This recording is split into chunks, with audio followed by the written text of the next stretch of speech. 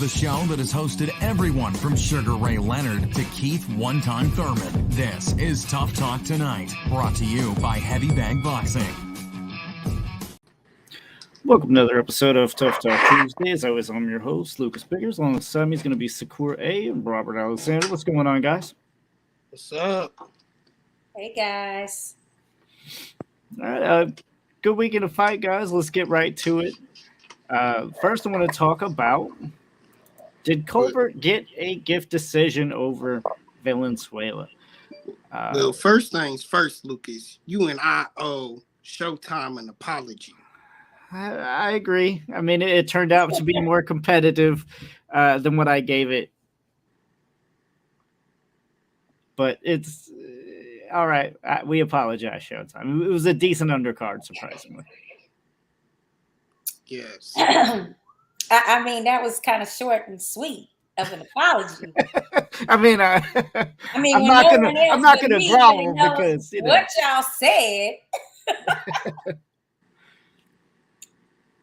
Okay. Oh, y'all don't want to say what y'all said. Oh, okay. I mean, we said it wasn't going to be very competitive, and you know, it didn't look like a good undercard. That's for sure. So it didn't. We said it didn't look like a good undercard. I said, which is true. I've seen all the fighters fight before on the undercard, and they were less entertaining fights. The difference is, Shakura, on this particular card, they did a great job of matching up these fighters. They did a really great job of that. But B, they also did great with these storylines. They had great storylines on these fights.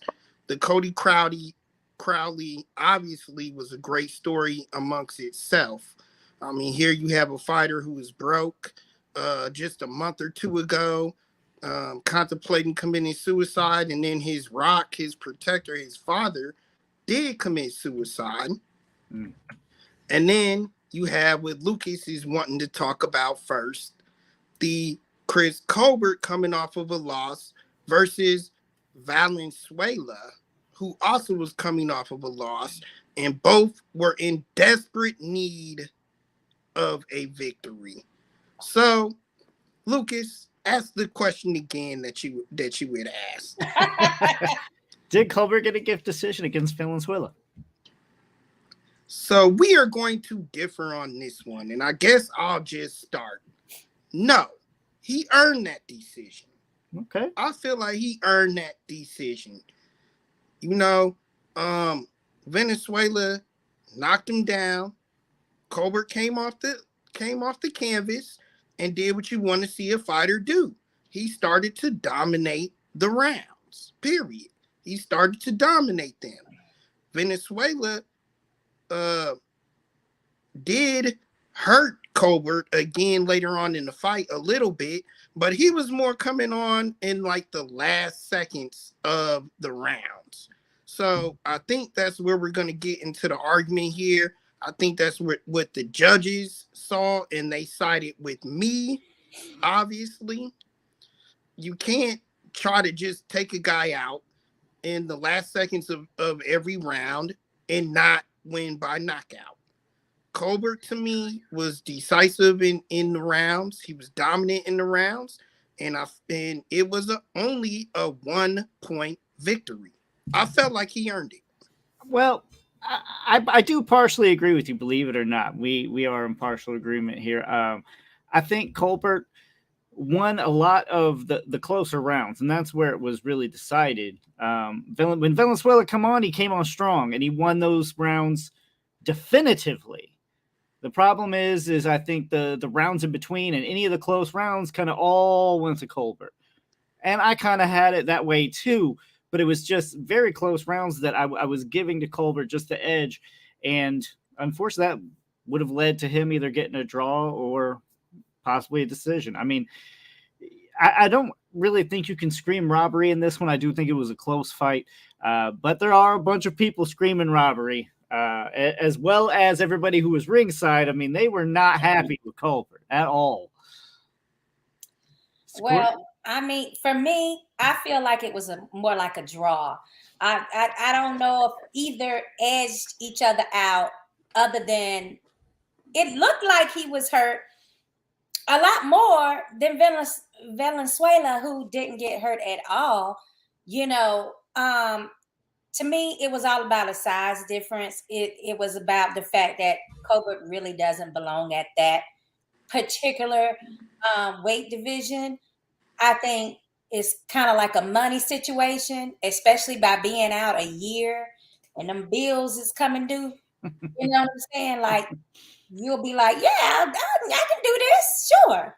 But either way it goes, Rob, you did hit a topic, I mean, of concern for me, and that's that when a boxer does get hurt in a round, if there's no knockdown, if they survive that round without a knockdown, even though they hurt, and most of the round, that same hurt person is the one that actually did the busier work. How does a judge judge that particular round?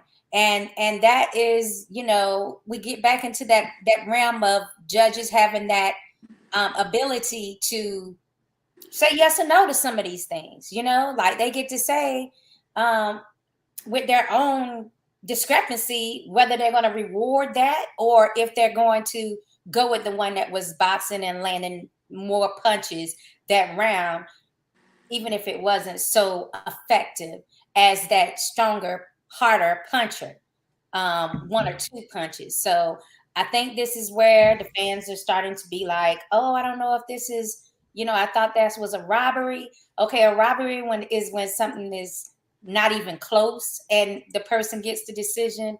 I think this was pretty damn close. And shout out to Colbert for being able to get back up after initially being hurt and rocked pretty bad, just in that first exchange. So a lot of those fights, usually they don't even last that long. You know, a beaten fighter usually doesn't come back and be like, you know what, I can still finish this fight. And I still believe in myself that I can, you know, make or win some rounds to make this competitive. But I really do feel like Colbert shouldn't be at that weight class. He doesn't have the chin for it. He doesn't have the strength for it. He's not really hurting. He's really not hurting the boxer at the weight class. So, Go ahead, Luke. No, you go ahead. So, three things. Number one, I feel like to your question, Shakur, the judges did answer that because that 10th round, Colbert was hurt in the last seconds, they all awarded that round to Colbert, even though he was hurt.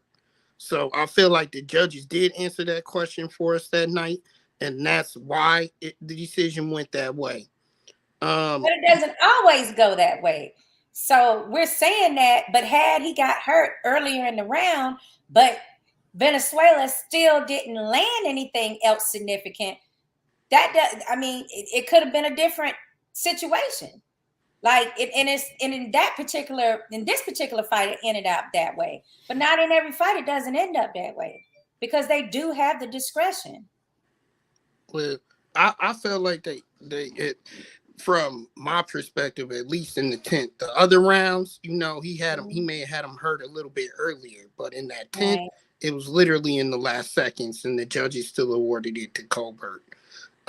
Number two, second thing is to what you did say, you're right. Colbert does get the kudos for me because that proves why we had to make the apology on this card, because Colbert came to bring it that night. He could have got frustrated. He could have tucked it in. He could have stopped. You know, he could have been frustrated, and he didn't. He allowed himself to carry on and be competitive enough to win that fight. And then the third thing is come on, he proved that night by winning the fight he belongs in this division. I mean, no, I don't know about all of that. I do agree with Sakura. I think he should go back down. Y'all are talking about 5 pounds, damn it. But That's what y'all are talking about. Y'all 5 always pounds can talking make about a lot of fat. difference It matters sometimes. because on It the night of don't the fight, matter. ain't nobody gonna be 5 pounds. Yeah. Okay, on the night of the fight, nobody's gonna end up at that same 5 pounds more. They're gonna be over that when they rehydrate. So it does matter. Yeah, 5 pounds when you're talking about people who are draining themselves like beef jerky and then expanding again. It matters a lot. I mean, if everybody fought at a weight that they were supposed to be at, I would completely agree with you, Rob. 5 pounds really ain't much, but that's not, unfortunately, the way the boxing works. But I was happy with both performances. It was sad that it had to be in controversy and the booing and all that, because I actually thought it was a very entertaining and good fight. But you know, the fans apparently ringside and the ones that were there did not agree whatsoever. So it was a Mexican when crowd. Somebody gets hurt. That's what it is. And they forget about all of the in between stuff, and they only remember like, but he had him hurt several times. Like, that's what people remember, but they don't really think about the fact that these are per round moments. Carl, you know, that's a good take. Colbert didn't win that fight, but Valenzuela got sloppy. Yeah, I mean, I think it's a draw. I really do. I think. Well, you're right, Carl. Sakura would be 100% with that. Yeah, you're right, Carl. Venezuela said it best himself, though. I didn't get the knockout, so this happens. He said it himself. Again, I'm so sick of that, though. I don't know why people say that. You can't knock everybody out. You just but can't. You can, Lucas. You but can't. You can. You can't. No one does. Eventually, somebody hits that wall, right? Wilder finally hit somebody that he couldn't knock out all the way. Everybody has that somebody that can stand up to you, and that's when your boxing ability is going to shine. You can't always win everything with a slugfest. People know that. But let's talk about some of the rest of the recap here. Other than this fight, Rob, the Cody Crawley fight, highly entertaining. Was that the other one that sticks out? Well, yeah, because unfortunately, poor Joey Spencer was outclassed in his match. So we didn't get to see the type of back and forth fight that we would want to. It was really a dominant performance by younger brother Ramos. But the Cody Crawley Ramos fight was spectacular. They fought in a phone booth. They kind of fought even at times, I believed. And then Cody just kind of broke him a little down in the end. And because he was able to break him down more, Cody was able to get the decision. It was a great win for Cody. And the scary tactic in that one is he's undefeated in a very dangerous division. I like that Cody.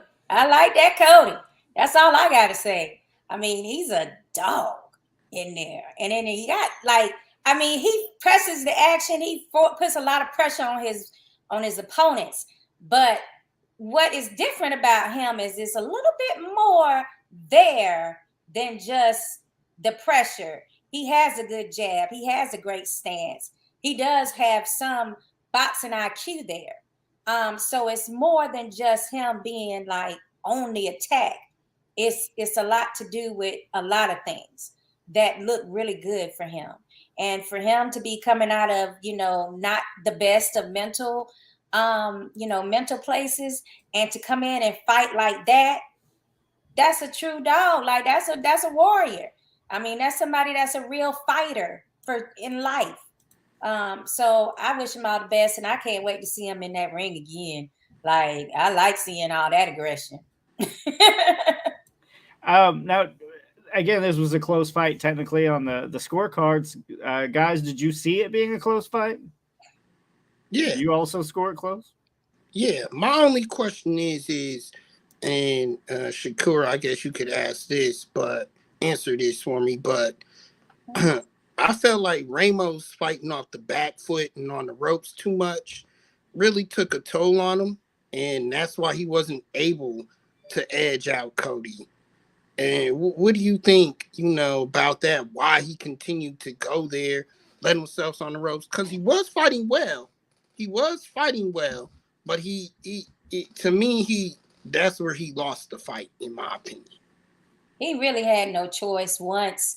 To me, Crowley ended up having that extra aggression. Like in the beginning, maybe 2 rounds, he was like, he was like just boxing in the center ring or whatever. But then once he started getting into a rhythm, I don't really think that Ramos was prepared for fighting on the back foot. But yet and still, he really didn't have no choice but to do that with the type of aggression that I was talking about with Cody. So I think that didn't do him no favors for the judges, because the judges are sitting there looking at who looks like they want it more, who's forcing the action, who's landing a lot of good clear cut punches. Like that, they were very accurate when those punches were coming in. So it's kind of like, he just didn't look like the better boxer in there. And I just don't think that, him and another person on the card, like they need to work on their back foot game.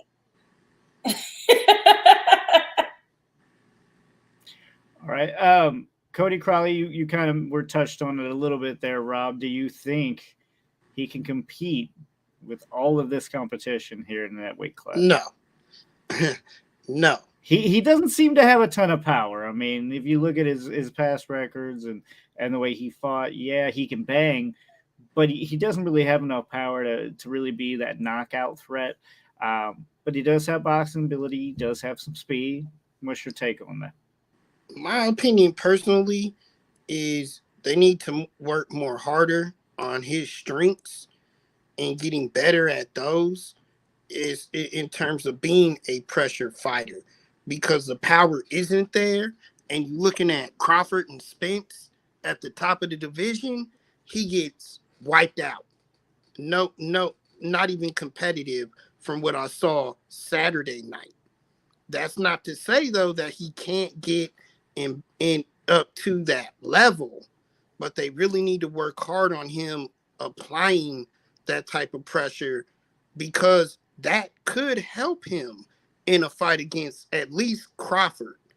Maybe not Spence, because I feel like Spence at this point in his career has tested that type of pressure, but Crawford, maybe he could compete at that level if he's able to apply more pressure at a higher level.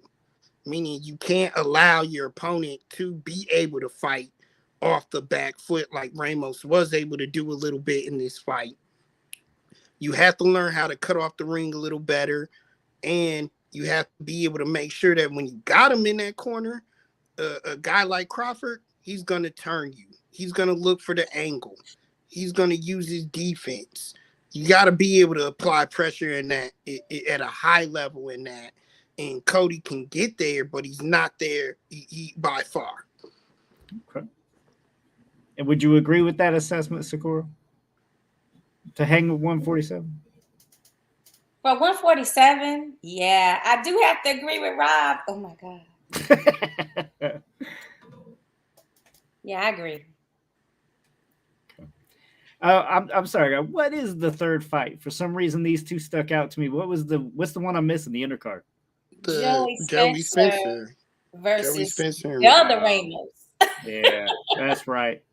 That's what's confused me. The double ring. The only thing I'm gonna say about that one is this: Joey Spencer has promise, and he took a high level risk because he just came off of a tough fight against another undefeated fighter, and he was willing to risk it all for this fight.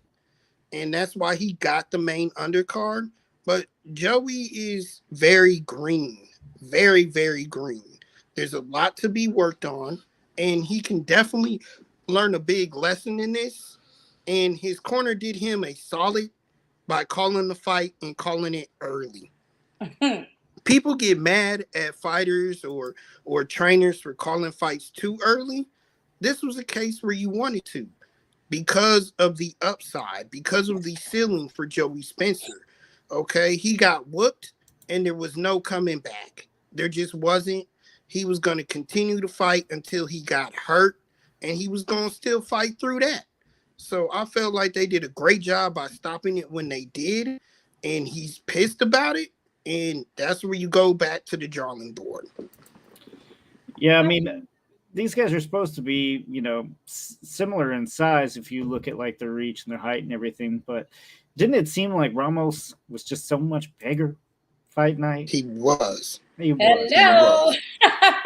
Hello. It's like he was in there with a super middleweight, basically. The thing of it is Spencer is pretty strong, but this is where the difference comes in these weight divisions, where the bone density, how much you can gain, the strength, the height, all these things start showing themselves about why they have weight classes.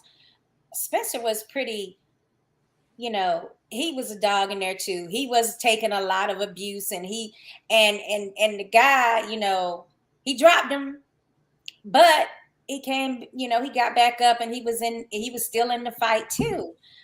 Just as Colbert was, but it was almost as though he wasn't making any adjustments. And then it was brought up about him fighting on the back feet, not being able to fight on his back feet. These are things that when you do step up and you take those risks, you can find out about your boxer and you know what to work on. So I'm not like really, upset about the fight, the matchup, and that he took that chance, because I think this is like one of those situations where this can only help him. This can only help him in his career. He is super young. He's super talented. So, he can afford to go back in the gym and train some more and bring in some more training, strategies and different things like that to help him be that more well-rounded boxer. And then also, we know this probably, if people are going to be like Ramos at 154 as far as bone density and strength, then he knows that's probably not where he belongs, at least not with this crop of talent that's there right now. Till that crop of talent decides to move up, I don't see him being able to compete with a lot of those people at that division. Maybe with the exception of Danny Garcia or somebody that just moved up, to that division. So like, I just feel like they might have like pressed him a little too early to make a jump in weight class. Maybe there was an issue with weight. Maybe he was having problems making the 147. I don't really know, but it's a situation where, you can learn from doing that. He deserves respect for trying it. And from here, he can make some adjustments and decide whether 154 is really where he wants to be. But Ramos, oh my God, huge. I'm calling him the mini Mexican monster now, because I really shouldn't do that, because I really feel like Ramos had a lot more skills. He demonstrated he had like some other tools in his toolbox besides just being, a Mexican monster. So I really shouldn't do that, but the size part of it definitely reminded me of a mini Mexican. Yeah, I mean the size was very evident. It's hard to deny that he was, being a weight bully. Gotta agree with Carl. I think it wasn't, really competitive. It could have been stopped around earlier. Very true. Let's jump right into the thick of things. Now let's talk Benavidez-Plant. One guys, I did pick Plant. I'm sorry, I'm gonna put that on there, but I did pick Plant. And Rob, right now you can say you're 1-0 at least from this point going forward. But I'm very excited, and I was very pleased with how that fight went. I don't even care I was wrong. Really good fight. And it did start out with actually Plant backing up Benavidez, which was really well done. And I was telling my buddy, I'm like, he's actually getting hurt when he tries to hold. Like when he was boxing, he's fine, but then he tries to hold. And Benavidez was still able to get his long ass arms and still rock him. while he's holding on for dear life. Honestly, if he just stayed on his bike, I think the problem is he cannot do it.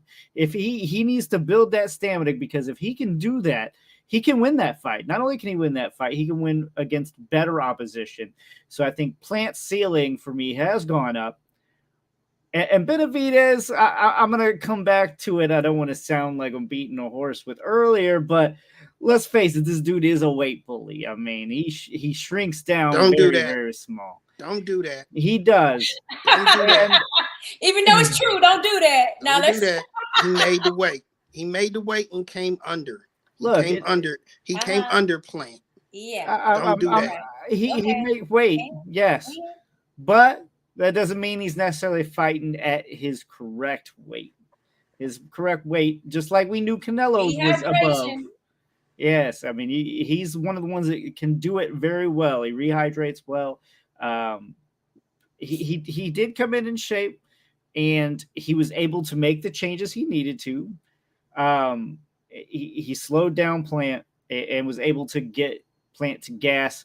And as he slowed down, also Benavidez was able to kind of turn up and cut off the ring and really start landing shots when he was against the ropes. So Benavidez didn't look touched by any means. Like he was not threatened at all by Plant's power at all. So I was pleasantly surprised. And by all means, I gave more credit to Benavidez. Somebody's got us some echo going on. Is that you, Hobby? Oh, Javi got his radio on. That's why. Oh, okay. Oh, the Bluetooth gave me a bit of headache. Well, I'm agreeing. I also went with Caleb, and there was a reason why, and he showed it for like 6 rounds. Why? Because he is so much of a more superior boxer than that of Benavidez. I'm not sure if Benavidez had that much more stamina than what Caleb Plant had, but he was doing a lot of reserving and being patient and letting Plant get very tired while he very, selectively chose not to engage a lot.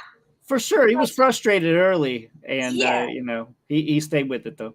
And he wasn't throwing that many punches, is what I'm saying. In those rounds 1 through 6, we barely saw a jab, in the entire fight from Benavidez. Barely. I think we saw one. But the only thing I can say is I'm totally impressed with Caleb Plant. Stamina is an issue, but when you're moving around as much as he's moving around, you're going to expel energy. And I don't know, and I'm pretty sure he's got the type of money that he's working on stamina. But when you're exhausting that much energy and you're landing punches that were never going to hurt Benavidez, let's just be real, you're in a situation where what else can you do? We saw this in the Canelo fight with him. We saw this with this fight here with Benavidez. You're looking at a boxer who is able to be a slick boxer that's still engaging with you and can force you on your back feet at times, but that cannot finish the fight in that same fashion. But Benavidez, I just have to say, I'm just not that impressed. I think when he gets in there with somebody who's really his same size, who really has any type of boxing skill or boxing IQ rather, better than his, he is going to be in some serious trouble. And that's the thing. It's like, when are we going to finally see him fighting someone that is at his real size? I mean, I can't be impressed with any of these fights that he's fighting right now, guys, because I'm not seeing him fighting against someone who has similar size, similar height. It's just, it's just hard to give someone credit for being able to, beat somebody that's just not on your in the same weight class. No, it's not. The night of the fight, he made the weight. Excuse me, Rob. The night of the fight, he's nowhere near. He's nowhere near 168 pounds. And you know why we know that? Because all the other fights we watch, when they give the tail of the tape, right? When they measure it up, they give us the weigh-in weight and they give us that tonight weight. Guess what was missing on it this time around? We never found out what size either one of those guys were the night of the fight. That is telling me telepathically that they wasn't trying to let us know exactly how much more he was. So I don't care because we don't have same size. I don't care. I mean, until you fight the same size. We don't have same day weighing, so I don't care. He made the weight the day of the weigh-in. That's all I care about. Okay, until somebody fights Tank, right? Then you care about rehydrating. Yeah, it has to go against him first. You're right, Sakura. Let's talk a little bit. Hold on. I'm not moving on. I'm not moving on. Let Javi talk and let me talk. Okay. But go ahead. You were just talking. Javi, go ahead, buddy. I mean, I saw what time it was. I honestly, yeah, I can see a few flaws from Benavidez, but I feel like the stiffer the competition, the more that he's going to rise to the occasion.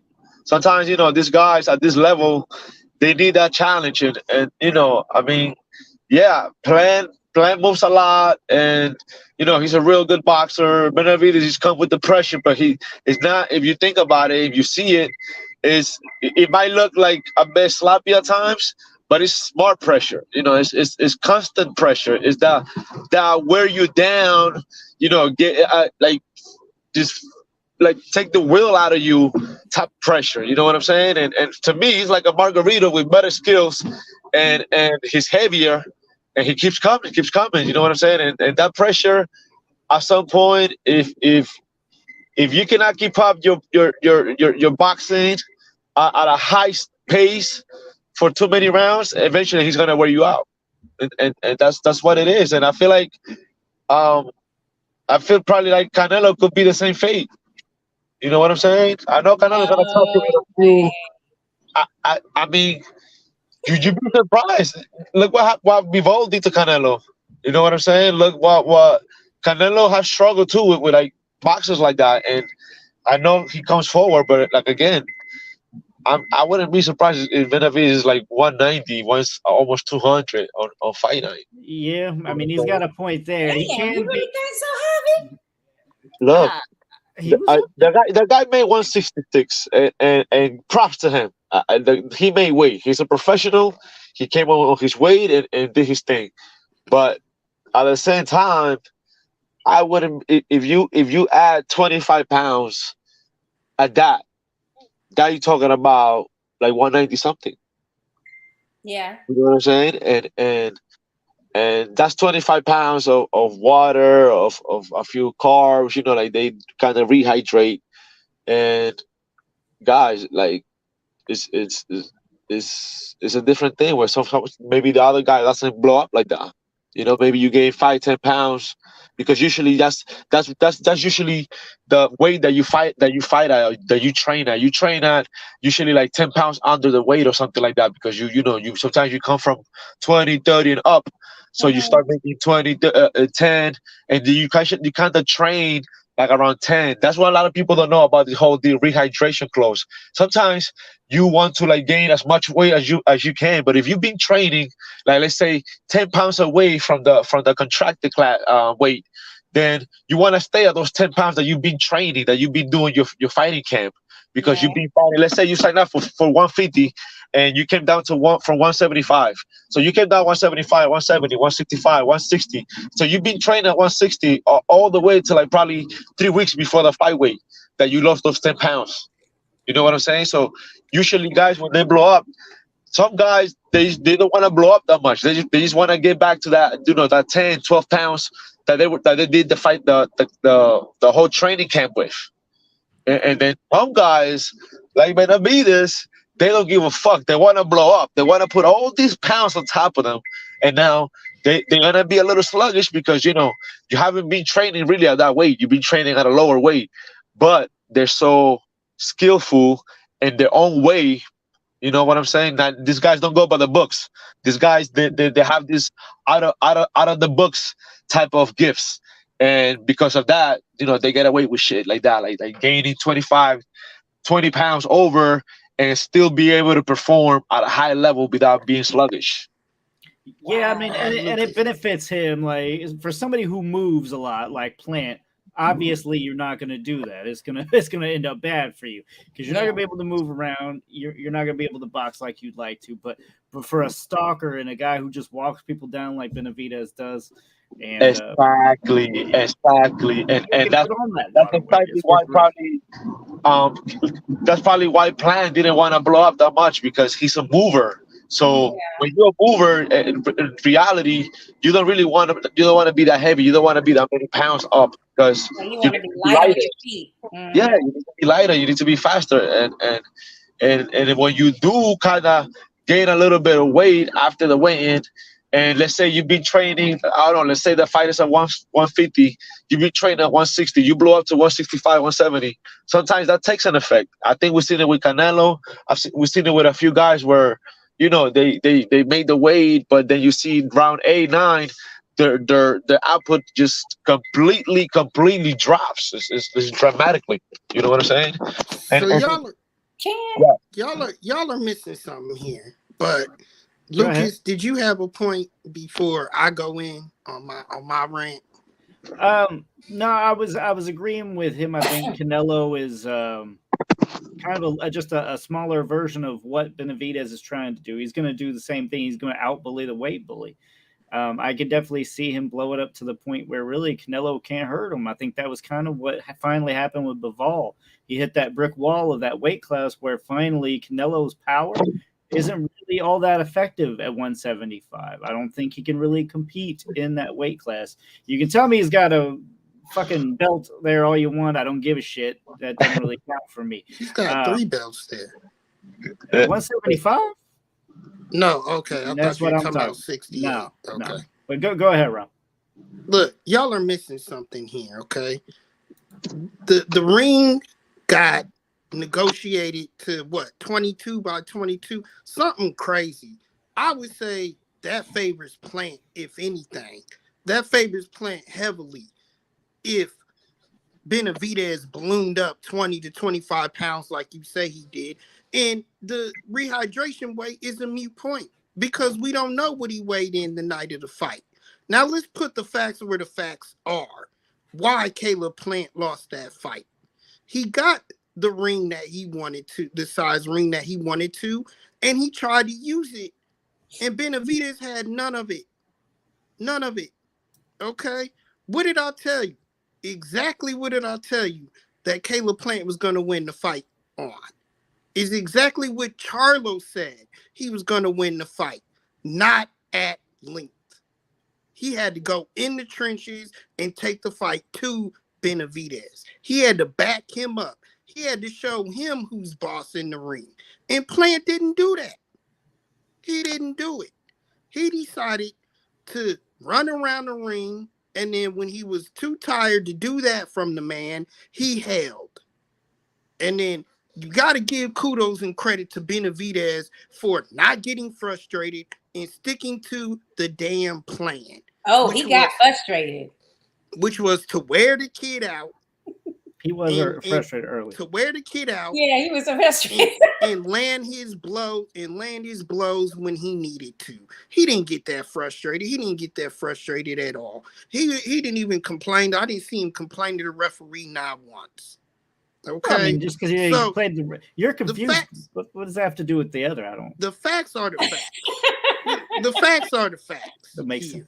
Caleb Plant, which I give great kudos to because he proved to be a warrior and he stuck it out in this fight. But I believe William Hunter said it the best. Bayless saved Caleb Plant from in this fight by allowing him to hold. The corner wanted to stop the fight. I believe 2 rounds in round 10 and 11. They were talking about stopping the fight. and they gave Plant another shot. So Caleb gives kudos for being a warrior. That's it. David is the boogeyman in the division. He really owned up to the name Mexican Monster. Fuck everybody else. I don't know what. The best. I don't know.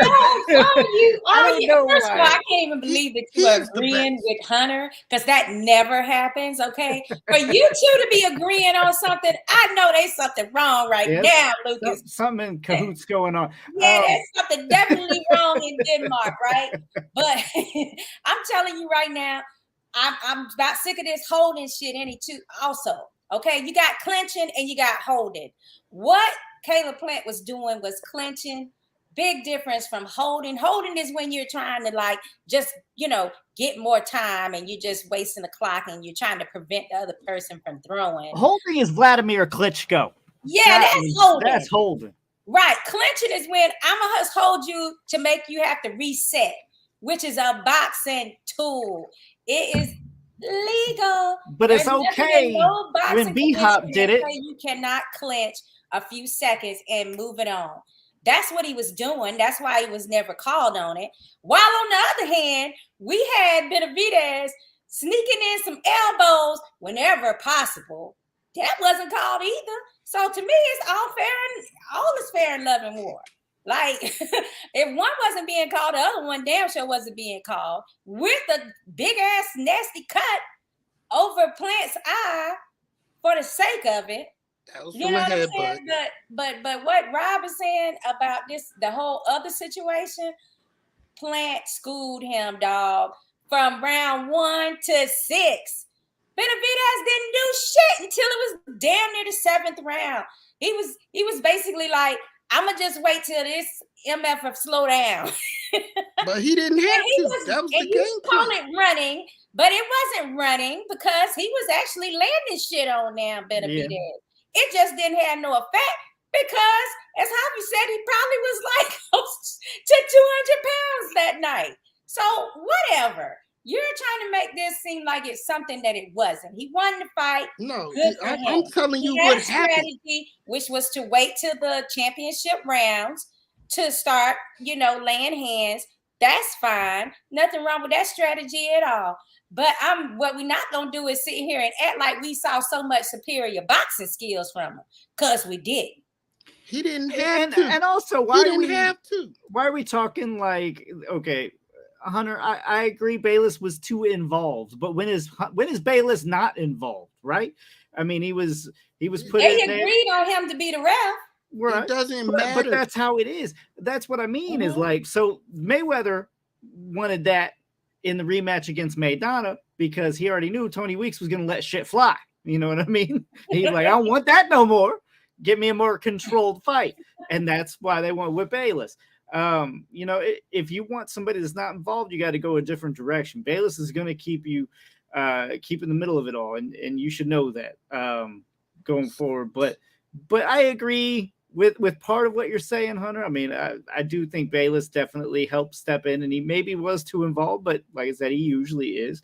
The other side of it, though, is the holding. I don't really necessarily agree. We see a lot of fighters use it way more obnoxiously, way more to the point where it should be points taken off, and it's never even a warning, never even brought up. So I didn't see this fight being that effective. And also, he got hurt when he was trying to hold, when he was trying to clinch.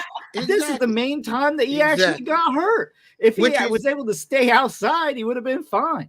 Maybe he would have been better off even boxing out of it. But instead, he tried to hold, and he literally held his one arm and was just with both hands. And Benavidez just swinging with the open arm, just nailing him every time. Which is why I don't care about the hold. Forget the holding, because he got his ass whooped anyway. Whether he was holding, clinching, whatever you want to call it, he still got his ass whooped in there, regardless. So that's why I give Benavidez the credit for sticking to the game plan. But what y'all are missing here is why Plant lost the fight. He lost the fight because, like you all said, he boxed very well for 6 rounds. And he landed a bunch of combinations to take Benavidez off, to keep Benavidez off of him. He lost that. Listen, he didn't go to it. All he did was clinch. Saw what I saw. All he did was clinch. They kept telling him in the corner to use his offense more, to throw those combinations, and he couldn't do it. Oh, he was doing it. No, he was not doing it. It's like Rob only wants to concentrate on the second half of the fight after the 6th round. That's when he got beat. He wants to ignore the rest of the entire fight, okay? Shakur, how many rounds was in that fight? Let's read Carl's comment. Shakur, how many rounds was in that fight? Rob, let's read Carl's comment. Let's give some attention to our fans. Benavidez pulled a Mike Tyson, punching through and using the forearm. And he did that out of frustration. Thanks, Carl. I thought I was the only one that was seeing that forearm trick. And it was annoying me. So I'm glad you confirmed that I was not the only one that saw that occurring. Now go ahead, Rob. Or do you want to read another comment, Lucas? No, that's all we got for comments currently. But I mean, yeah, which is worse? A forearm coming through? Why are you giving him an excuse? We on here to talk. No, it's not an excuse. It's not an excuse. No, it's not an excuse. Clearly, we know who won. I am not debating the end result. I'm not debating that at all. Why Caleb Plant lose this fight? Why did he lose this fight? For multiple reasons. I think it was just pure stamina. He had stamina. So multiple reasons to which I said, you're at an elite fucking level. Fight at that level. Keep your stamina up. Fight at that level. Fight hard for 12 rounds. Okay. Yeah, you try pushing somebody back that weighs 200, almost 200 pounds, and let's see how much. We don't know that there was no weight given that night. We can't say that. That's hearsay. Okay. You know it's different. We'll say 190. Do you feel more comfortable with us saying 190 then?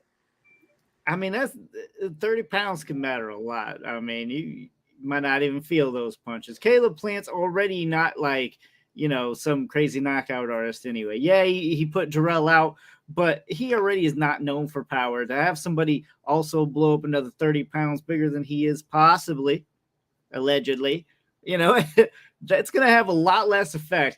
Not to mention, why are we talking about that and not this? Like Carl said, which is worse, using a forearm or holding, which is technically a part of the game. He didn't get called for it, so I don't give a damn. Exactly.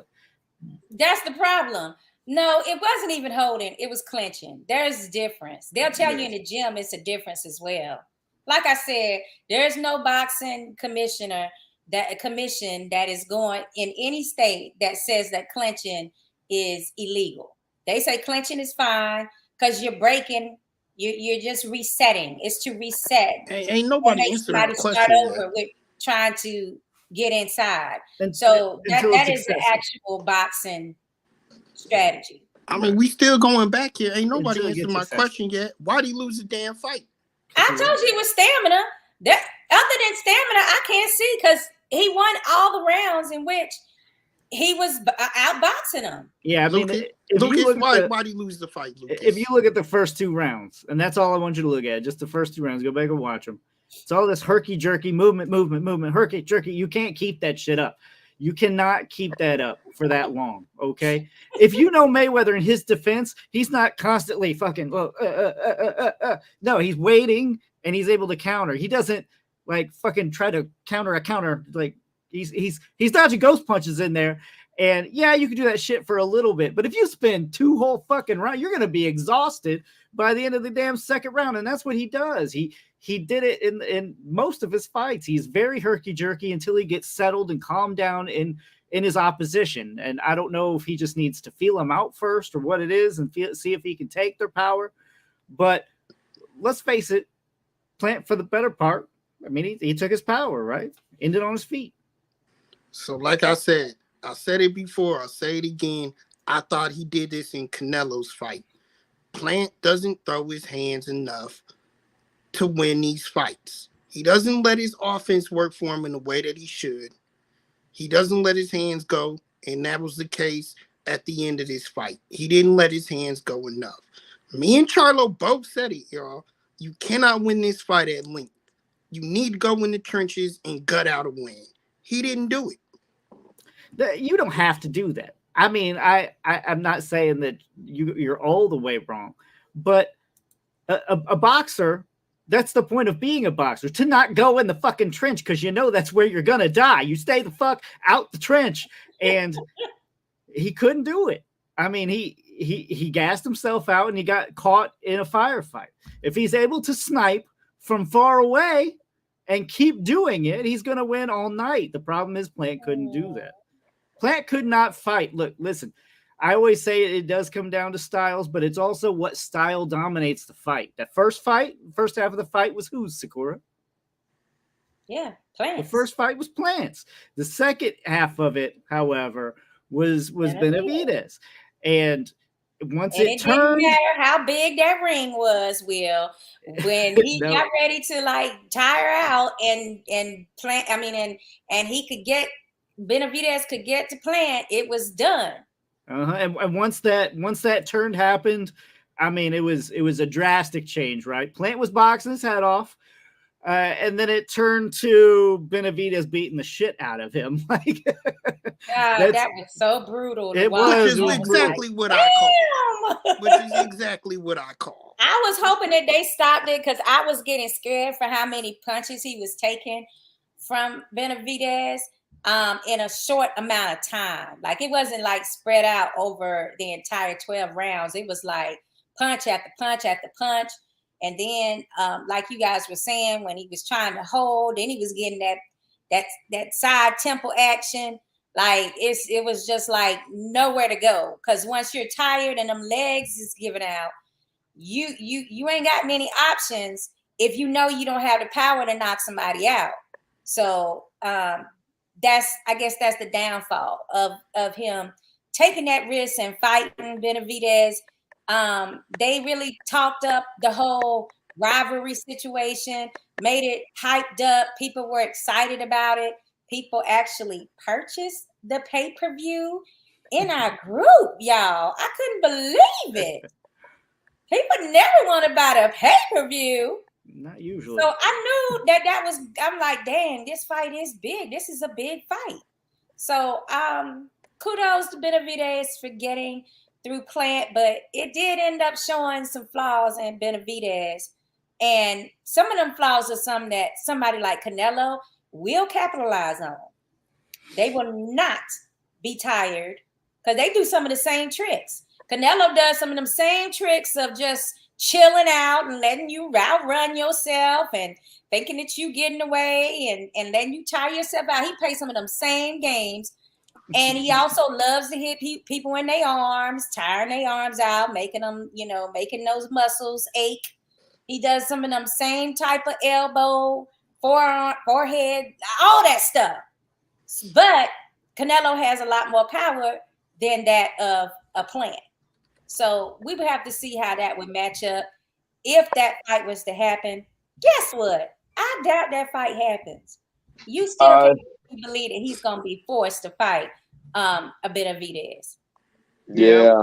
I mean, Canelo already said he ain't fighting no Mexicans. So Benavidez is Mexican. And I think I almost forgot about that. Yeah, and I think when he said that, he pretty much the first person to come to mind when Canelo said that, it was Benavidez. I was like, oh, he doesn't want it. But hopefully we see the Charlos and the Andrades and everything. I'm not sure, but he said he's not fighting no Mexicans. And I mean, Canelo's also known for fading at the end of the rounds. And very true. I feel like that will also be a problem, and I don't think Canelo will be able to hurt Benavidez, even with having more power than Plant. But it will be definitely a good fight if it happens. It needs to happen. It needs to happen. That's my thing is I don't see a reason to fight someone if you know going into the fight that you don't have enough power to knock somebody out or even hurt them any. Like, how are you going to win then on a scorecard? How are you even going to win? Because a lot of judges, they go for the power. They're going to get around to the person that has more power usually. So I don't know how, even with Canelo having his 2 rounds in the bank before the fight, right, Lucas? Mm-hmm. I mean, what's the point of me trying to fight somebody if I don't feel like they really are going to be, I'm not going to be able to hurt them. Like, I mean, how else am I supposed to win if I'm not able to show that I can hurt them? And that's key, because I mean that's what's going to happen with most of this division, I feel, because he is playing up. Rob, I know you don't want to talk about that, but I think that is the case. But not to beat a dead horse. I mean, it is what it is, and I feel like this is going to be that way for the division. I think that's what Canelo's already pre-planning. Like, I don't want none of that because he's doing what I'm doing. And, I think he's hip to the game. I don't think he really wants any of it. But let's move a little bit on and talk about Sakura's man here, Jose Ramirez. And he is back. Very exciting fight against Richard Comey. Is that everything you wanted to see? Because he looked good.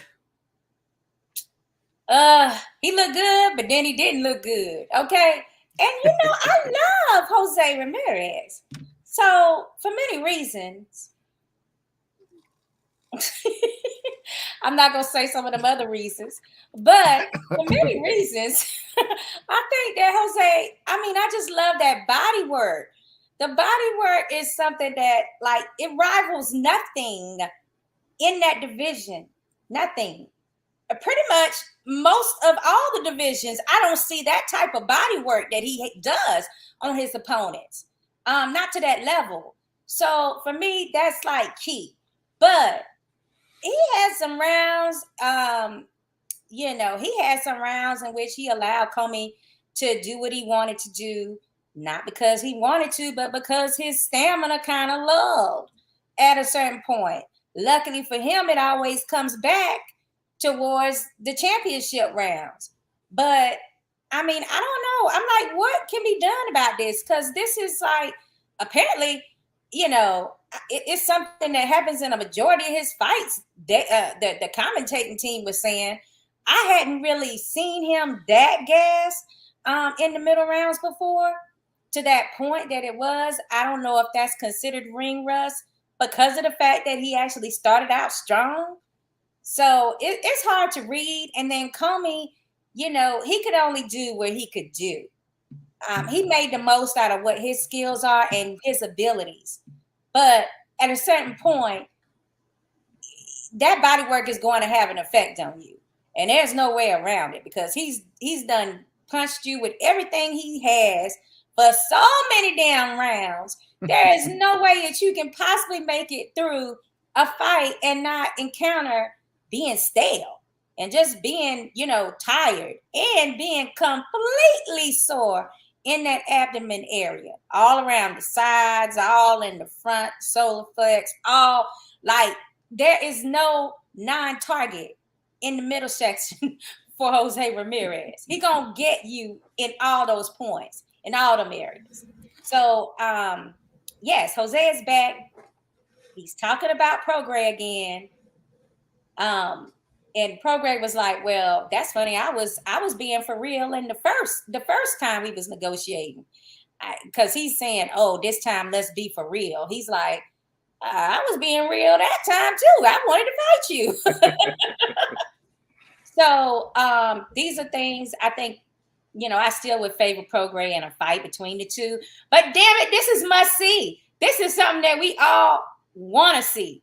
Like, so I need all of them to cut out the BS and like a lot of people are saying, they don't even feel like he's ready for Prograis yet. They feel like he needs another fight in between him and Prograis. So I'm not sure if that happens next, but damn it, it's must see. It's something that I've been really wanting to see for pre-COVID. Now, this fight should have been happening. Sakura, I thought he kind of punched himself out. I mean, he did throw a lot of punches in there, mid-fight, especially. I can understand just 1 through 5. I can imagine would have just wiped him out. But the good news is that he at least did get it back. He didn't slug off the rest of the fight. He was able to stay in there. His dedication to the body, I think we got to call him Lumberjack now. I mean, Jose Lumberjack Ramirez is what he should be called. He chopped Comey down. Like, it was methodical. And I was thoroughly impressed. Rob, you're the only one who hadn't said anything yet. Listen, there's something about those elite level body punchers like that, because at the last few rounds of a fight, all the guys are headhunting. And he's able to take it there and get a knockout with the body shot at the end of a fight. So that's elite level body punching right there when other people are normally focused on headhunting, getting a KO that way. He's still trying to snatch your body away. So that's a lot to be said there. Richard Comey is a warrior, always has been, always will be. He will forever be in a fight. It doesn't matter who he's matched up against unless he gets knocked out. So that also is saying something about Ramirez trying to punch himself out with a lot of activity in the earlier rounds because he wanted an early stoppage. And Comey's not going to give you that, unless you're Teofimo Lopez or somebody big like that. You're not going to be able to get that type of knockout. That being said, it was a great fight. Still at a B level though. How he laughing at you? Still B level. I mean, I don't know, man. What was it B level about it?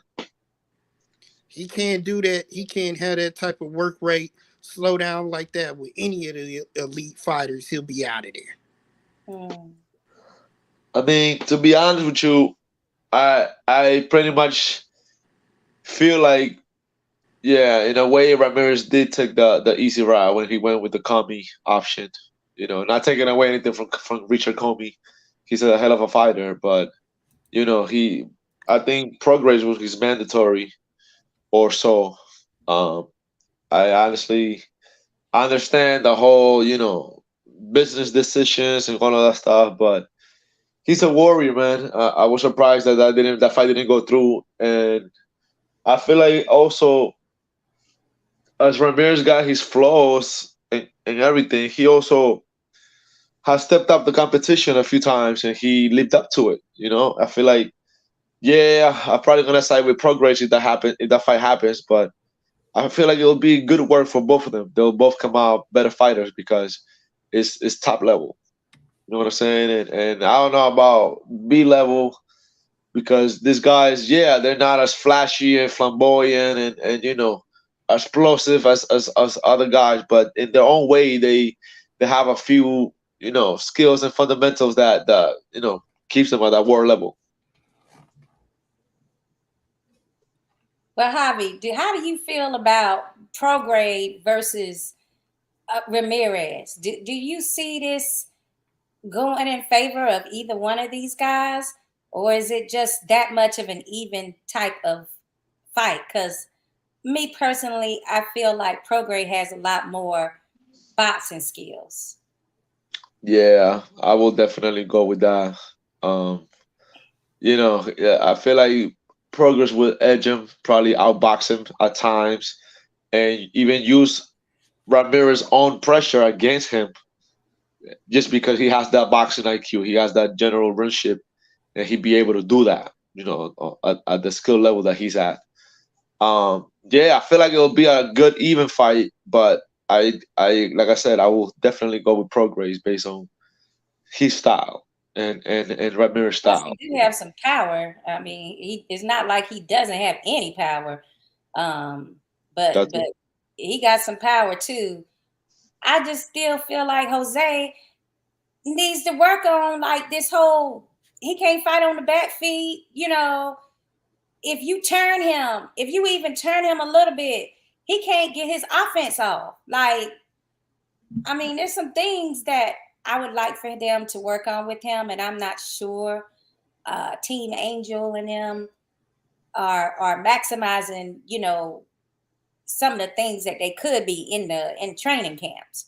Because he got the forward game down pat. He got the body work down pat. Like, let's work on some other stuff.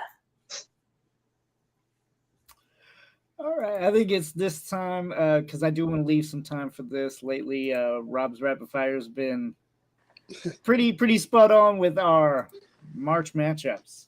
So, what kind of March matchup you got for us tonight, Rob? So, to y'all, Javi, I don't think you've been on here for this yet, but this will be the last segment in the March Madness matchups. I'm upset I about it. will have something new for y'all next week. I promise. Okay. But Javi, what I did was I've been taking divisions and mashing them together and building a tournament style matchup. So again, my disclaimer, I'm not a professional matchmaker. I look at I look at the rankings and division rankings and standings, and then I choose who I like and who I don't like. and then I rank them accordingly and set up the tournament on my own. So if you don't like these matchups or you think I left anybody out, please write us in and give us your thoughts. I don't want no hate mail. That's the best kind. Tonight, per our fan feedback from last week, I decided to go ahead and mesh up the 140-pound division with the 147-pound division. So I picked my fighters who I liked and ranked them and set up this tournament here. So of course, like every March Madness, we start off with a play-in tournament. These are the guys who will fight each other to see who fights the number 1 seeds. So guys, first up, I hope I don't mess up his name, but I got Stanionis versus the person we just talked about, Jose Ramirez. Staniosis versus Jose Ramirez. Javi, we're just asking picks here. You can give us your picks, and a little bit, your opinion. Man, that's a hell of a matchup right there. But yeah, I probably will have to go with Stanionis, man. He's the bigger man, the more powerful man, and Ramirez sometimes neglects defense when he trades it for offense, and yeah, I feel like he won't be able to take the punches from Stanionis. Lucas? I'm gonna pretty much echo Javi for the most part. I also I think eventually he's gonna get caught. Ramirez, I see him getting caught and getting stopped. Shakura? Yeah. I gotta roll with Ramirez. If it's not pro grade, I gotta go with Ramirez. I mean, you gotta have enough power to sustain that. Like, you gotta. I don't feel like after the type of body work that Ramirez puts in, how are you gonna have enough power left to land something like that? I don't feel like you're gonna keep that same power that we see in other fights. So I'll go with Ramirez. So usually we have a 3-person panel, but we do get feedback from our fans. And I'm saying that because we have a 4-person panel tonight. So usually I'm the deciding factor. So if our fans chime in, maybe I might use one of your picks if we have a tie. Right now we have CJ Hooker, Saren Ramirez. Rob, we need yours. So guys, I like in this matchup, and I agree with Javi. I think I picked a hell of a matchup on this one. I like Stanionis. Yeah, we're here, Patton. Good job. I like Stanionis. I think he's 14-0 right now. He is a bit unproven, but I liked what I've seen from him thus far in all of his matchups. He's just gotten better and stronger even. I pretty much like Stanionis here. Sorry, CJ Hooker. Sorry, Shakur. I like your points, but I just think Stanionis is the tougher guy. That's who we got winning this first play-in tournament matchup. All right, which goes to our next play-in tournament matchup. I feel like this one is going to be a little bit tougher for y'all. Okay. We have Keith One-Time Thurman versus Teofimo Lopez. Oh, I don't Javi, know. we're gonna start with you, Javi. I don't know. I think there's nothing tough about that fight except for Thurman. But yeah, man. I mean, I'm gonna go with the young lion. I'm gonna go with the young bull. I think we all know what was gonna happen. I feel like Lopez will probably stop him if that fight ever goes. And Lopez being the smaller man. Lucas? this one's really hard for me. Oh, I don't know. I don't know. This the other side of the bracket, right? This is like, this would be the play-in. So Stanios goes to one side to face the number one. This winner will go to the other side to face the number one. okay. So we got Thurman versus Stanius or who? No, Thurman versus Teofimo Lopez. That's who we're choosing right now. Oh. Oh.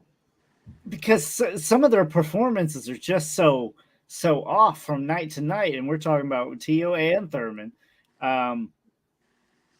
Well, Thurman is. Tio lost to Cambosis, right?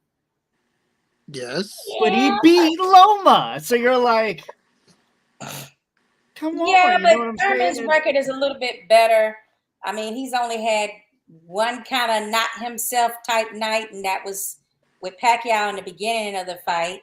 And by the second half of the fight, he was regular Keith. So, And of course, that's the other thing. being that I'm here in St. Pete, I can't go against Thurman. Plus, I really do feel like he would edge out Lopez because he's more like he can't have no type of outside family type nothing going on in order for him to be 100. And most people, including in our own lives, that ain't always the case. Like we're gonna have some shit going on in our lives. So I gotta go with Thurman on this particular situation. Plus, I don't know what he really looks like at welterweight Lopez. So you have to get the higher competition. Really is on Thurman's side with the top 5 mainstays that he's fought in his career. Yeah, Thurman. I think it's a truly 50-50 fight. It's just with boxing lately. It's what have you done? And for me, I mean, he's just been too inactive. Thurman's, when he does fight again, it's going to be well over a year. So if I'm considering it as of now, yeah, you got to play that into factor too. So the inactivity alone, I'm going to roll with Tio. So we got 2 Tio, 1 Thurman. Shakura. Everybody. And CJ says Thurman as well. Thurman. Okay. Everybody. I'm going to assume with these matchups that everybody is going to be at 100%. Everybody is going to be their best shape, their best person. And that's how I rate these matchups, and that's how I look at it. So in looking at that here, it's still pretty even. Thurman at his best, I feel. Lopez at his best. I feel like they both could actually compete with anybody in the top, even in the top of the division. I'm going to give an edge, though, and I'm going to give an edge to Keith Thurman. I'm going with Keith Thurman, y'all. So does Thurman win off CJ's vote, or how do we do that? Because it's basically a tiebreaker amongst us. It is a tie, and for this one, I am going with CJ Hooker, even though I don't like to agree with him most of the time. Wow. CJ, but because I like what you said today, I'm going to agree with you. CJ wins it. Keith one-time Thurman is there. Okay. So our play-ins are set. Let me write this down.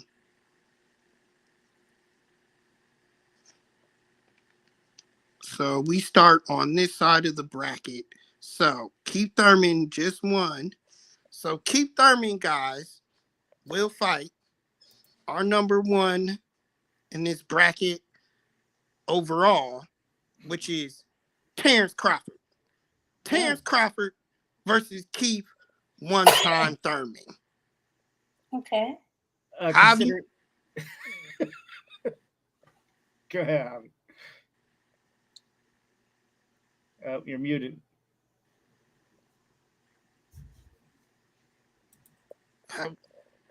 We can't hear you, Javi. I said, oh, my bad. I thought you guys were, I said you guys are asking me the questions that pretty much I know the answer to. I pick up Crawford against anybody in the 140 and 147 division. Dang, we just gonna get his answer, period. He just said he anybody went to the Final Four. He went to the finals. He's so like, he has Bud is the one of the finals. He has Crawford over Thurman. Shakura, right. This was one time a fight talked about that could potentially happen. What are your thoughts? Yeah. Who wins? That was a fight that Keith said that he would fight Bud. They didn't want to pay Bud. I'm sorry, they didn't want to pay Thurman, so it didn't happen. But he's one of the few welterweights that said, "Hey, I'll fight him." So we have that. That is at play. Definitely, I would go with Bud on this one because he's the younger boxer. But they both have some inactivity in their career for real reasons. For Keith, it's injuries, but it's also when you're ready to fight and then all of a sudden you don't really have an opponent or other people get injured. Bud right now has fought. Who did he fight? He just fought Stanius, right? Was it Stanius? No. Bud Crawford just fought. What was the name? Anavisian. Yeah. Mm-hmm. So Thurman hasn't been able to fight this year yet, even though there's this rumored Spence matchup that was supposed to happen. Yeah, I definitely have to go with Crawford because although he's not known for body work, I do feel like he can. He's the type of boxer where whatever your weakness is, he's going to definitely incorporate that in his attack. And that would be something that Thurman don't want to see. So I would definitely go with Bud Crawford on that one. All right, Lucas, I have a feeling that you're going to touch on the topic that Bud hasn't fought anybody like Thurman or who Thurman has fought yet. That's true. But let's see if that factors into your decision. You would think that, but really I had literally just picked Thurman to lose. So, and I think Crawford would beat both of those. I think Crawford's going to beat Teo, and I think Crawford's going to beat Keith. So I'm just going to roll with Crawford. Don't really have to break a lot down there. I don't think this one's going to be too close. Win by at least a couple rounds, unanimous decision for Bud Crawford. I don't think anybody's getting knocked out in this one. So Keith, if you're listening, which I know you are, this is due to your inactivity, brother. I feel like if you would fight more, we would have more to go by. He's not wrong. It could be more split. So you got to get you some more fights, buddy. It's unanimous, Terrence Crawford from me.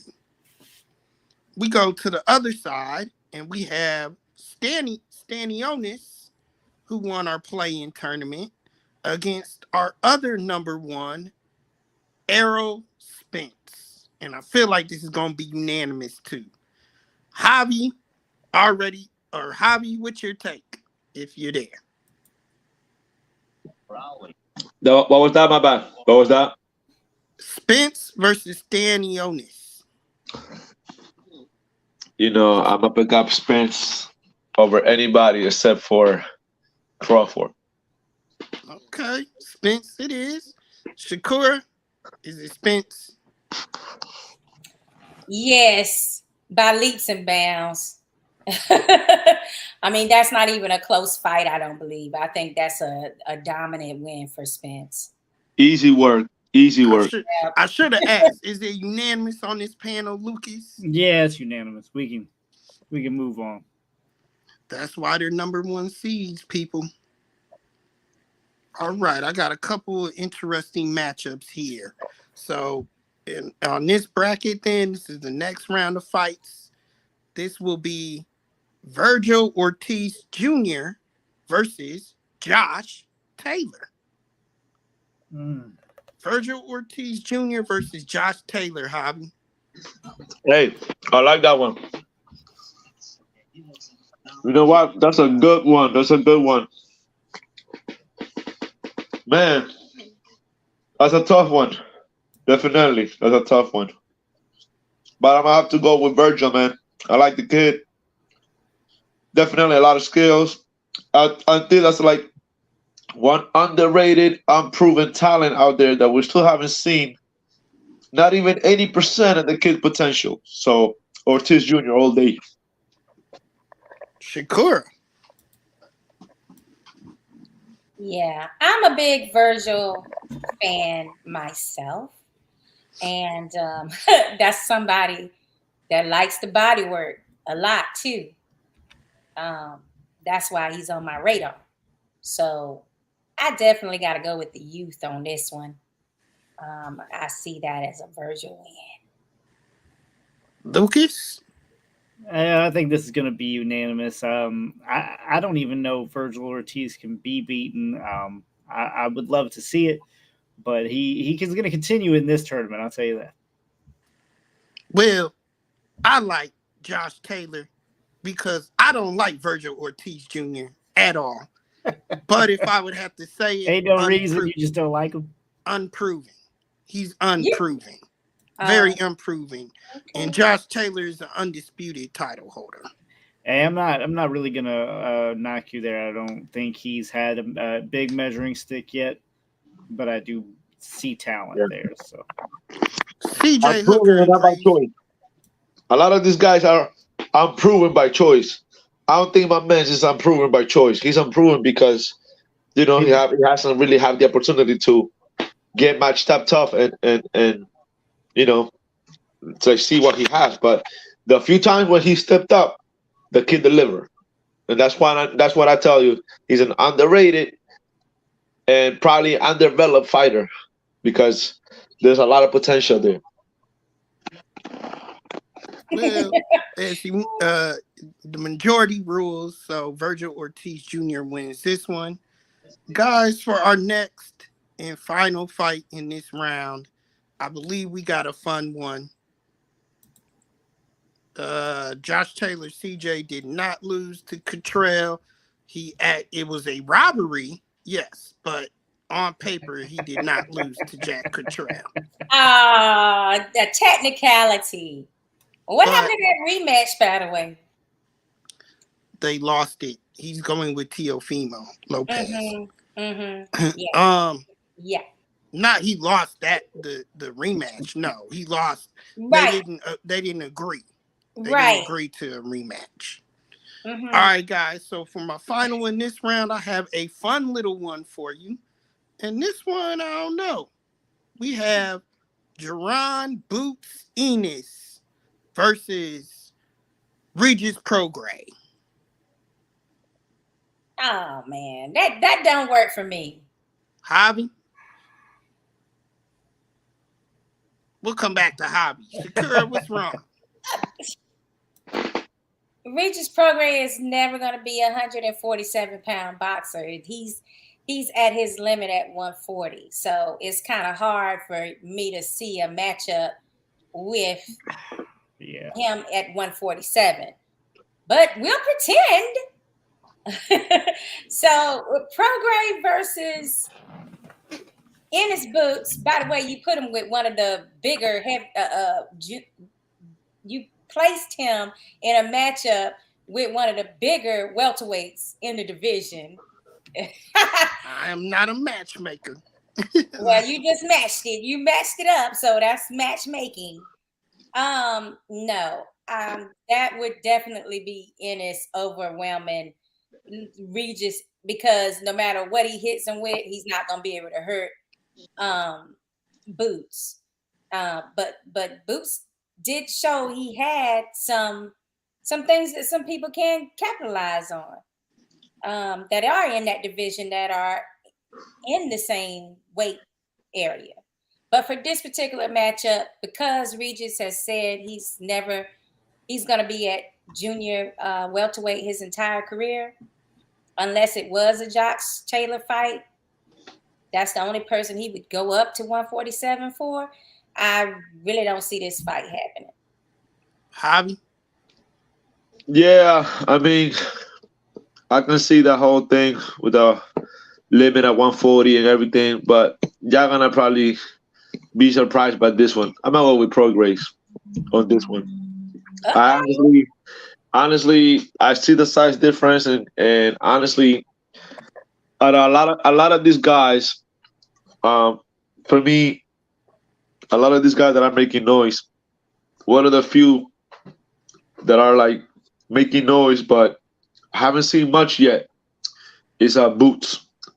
And again, I understand maybe it's not by choice, but I'm not really sold on Boots yet. I don't think I've seen enough for me to put him at that level. So I'm gonna just go with Progress based on that. Lucas? I'm kind of coattailing off of Sakura here. I believe fully that Booth's going to be too big, especially if it happens at 147. If it happened at 140, it might be a different story, but I think 9 out of 10 times Booth is going to win this one. So, folks, we are kind of split right now. Let's see if we have to go to one of our fans for the decision or if I agree with Lucas and Shakura. Well, Boots for CJ. Nobody else really said anything, so that's what we got. Well, we got time. That's why I said that, Lucas. Listen, when I build these matchups, I don't necessarily look at weight being the issue or size being the issue. I want to look at talent as if they're both in their prime, which these two actually are pretty much in shape and in their prime. And I'm looking at talent. And I agree with Javi. Regis has proven talent. We've seen what he can do when tested. He's lost the fight before and came back even stronger. Boots is still untested. So Regis, to me, has a slight edge in proven talent, but I'm still going to go with Boots Ennis anyway. I hate you. I hate you. That is so stupid. All that for that. Okay. Okay. All right. So we made it to our final. Well, I bet you what, that if you don't want to include size in it, then I would have to go with Prograde based on what you just said. It's too late now. It's too late. No, you just talked me into it. You just talked me into it with your amazing, wonderful explanations of why you chose Boots. I feel that Ramirez would. I feel the Prograde. So. Well, in that case, CJ, we're going to you. Boots Ennis wins it based off of CJ Hooker's pick. You just wanted Boots to go ahead. Yeah. That's all this was. All right, guys. So we have our final four now. We have Terrence T.C. Crawford versus Virgil Ortiz Jr. We'll start with Shakura. Or Javi. Javi, you can start. I think that fight was on the talks at some point. It was. If I'm not mistaken, I might be wrong. No, I'm pretty sure I remember that. Yeah. A few, like 2 months ago in January, Bud had went to Golden Boy and had talks with Oscar and B-Hop. Yeah. So it definitely happened.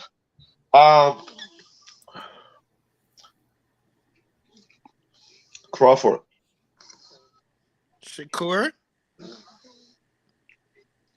I feel like this one's a little bit more harder for you. It is, because on we the don't fact really that you know. like Ortiz Jr. Yeah, I like Ortiz for that body work, but here it is where I don't know what else he has in that toolbox. Because I don't know what else he has, because the level of competition hasn't been there to really bring anything out of him yet, other than a lot of aggression. His aggression could overwhelm a Bud Crawford, but I don't necessarily see that, because he knows how to turn and he knows how to do angles. Bud can be orthodox or southpaw. Like, he got a lot of different things he can adapt to. Well, I guess I'll go with Bud based on the fact that he can adapt to most anything that somebody throws at him. So that would be a Bud Crawford for me.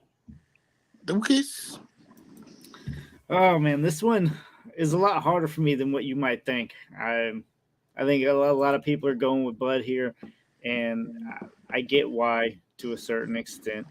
And mainly because of what Sakura is saying, is that we don't have a measuring stick to see how good he is.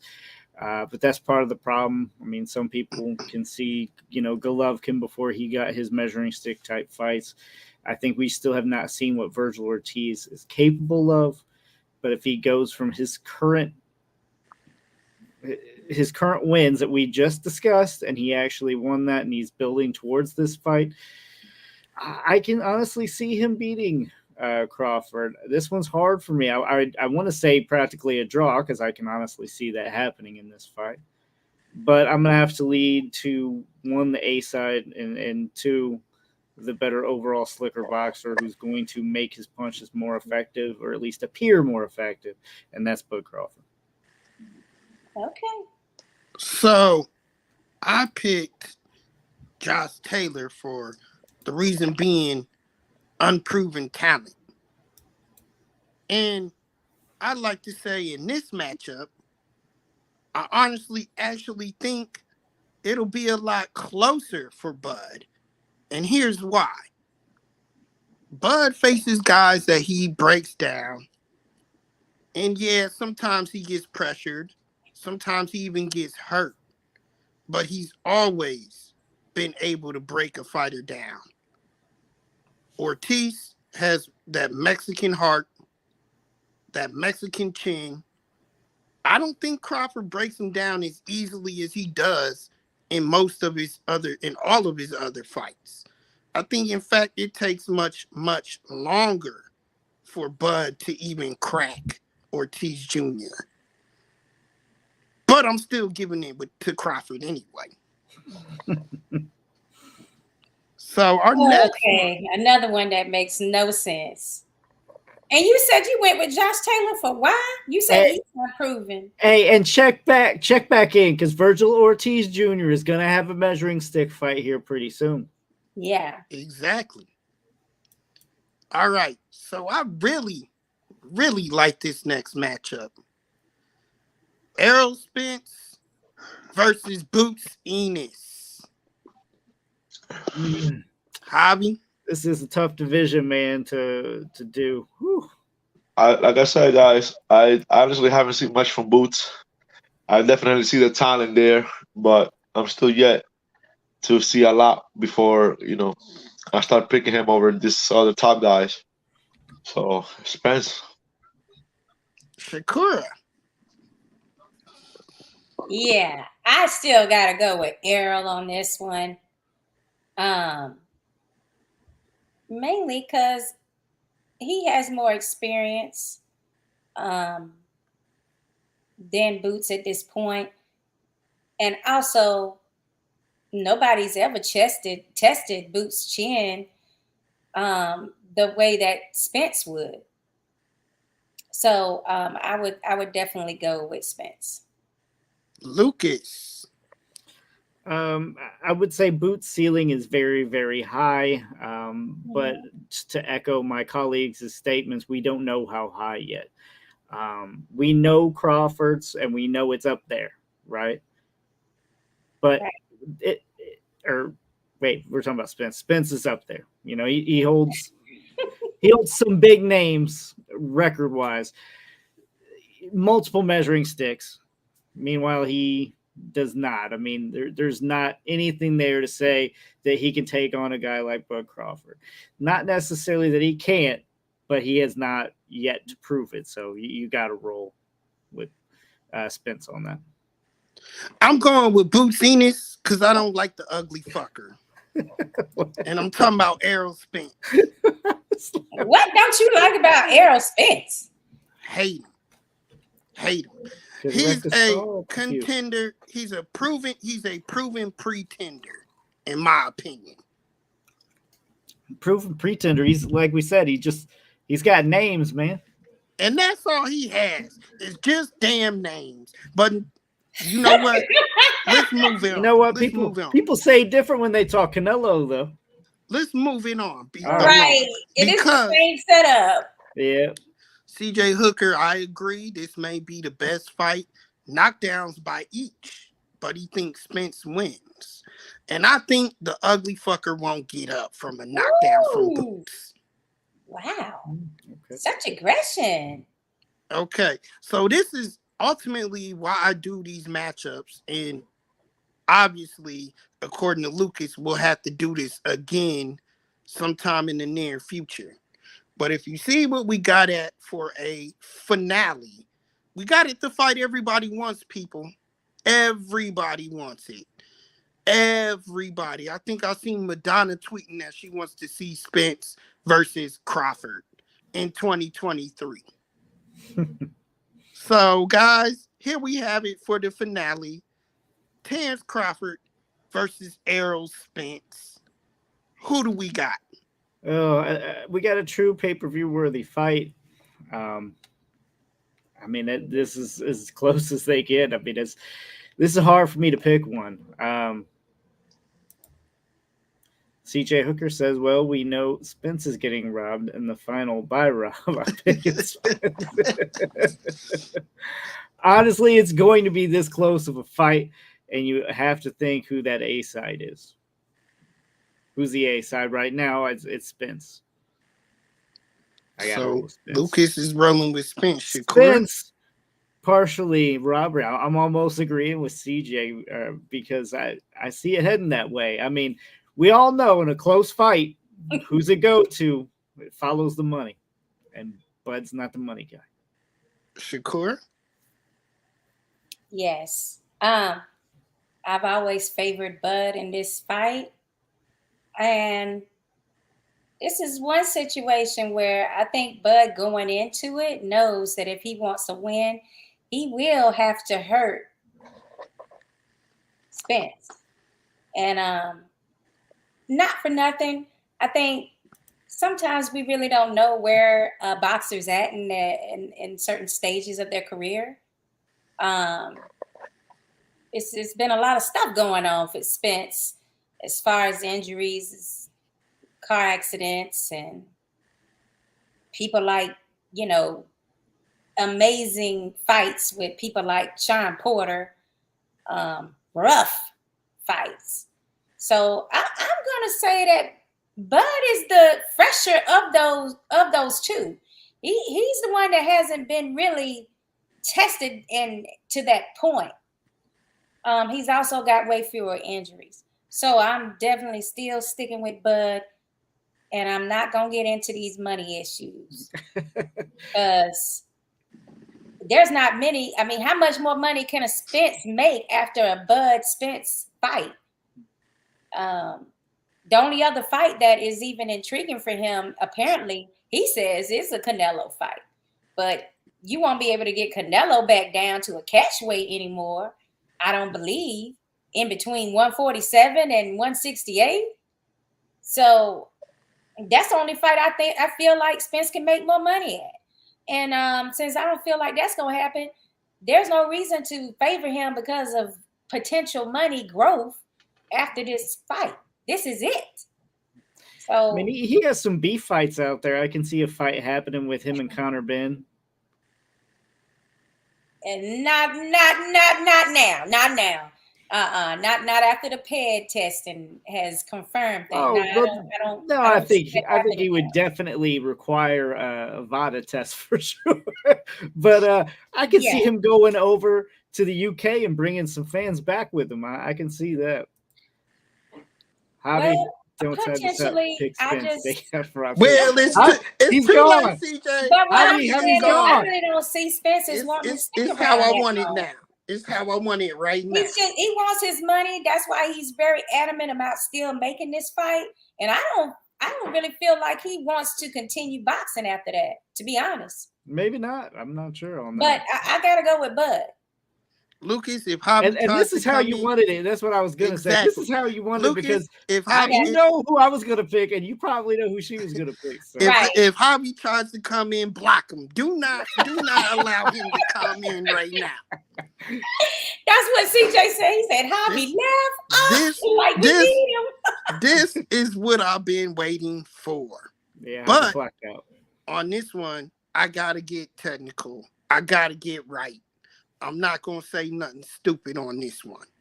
But as another disclaimer, though, when I did say Boots beating Errol Spence, I honestly feel Boots beats Crawford because that's how high of a ceiling I have for Boots Enos. And guess what, people? He's going to show it to us, and he has time. So that's a little backstory on that one. For this matchup, though, listen here.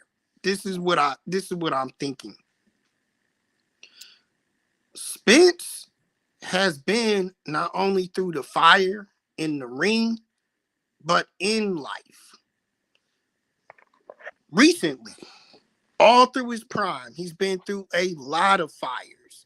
The accident, the eye surgery, the loss of a fight with Pacquiao. And he's came back from all of it. All of it. Extreme pressure.